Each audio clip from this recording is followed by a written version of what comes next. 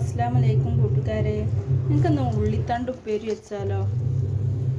നമുക്ക് വാങ്ങി കഴിക്കലുണ്ടോ? ഉള്ളിത്തണ്ട് ഇങ്ങനെ ചെറുതാക്കി അരിഞ്ഞിടുക.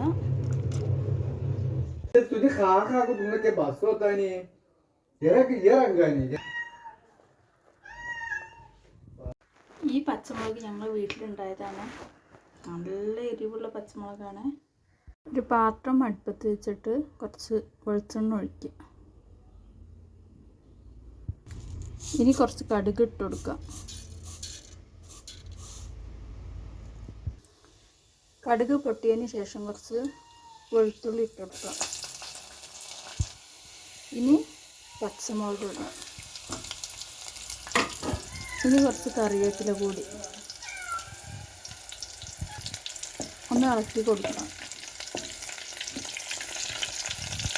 ഇനി ഉള്ളിത്തണ്ട് ഇട്ട് കൊടുക്കാം.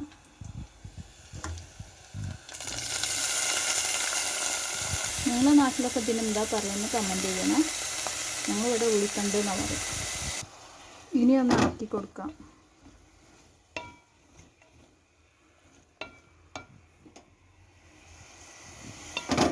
എല്ലാവരും ഒന്ന് സബ്സ്ക്രൈബ് ചെയ്യണേ. ചാനൽ ലൈക്കും ചെയ്യണേ, കമൻറ്റ് ചെയ്യണേ.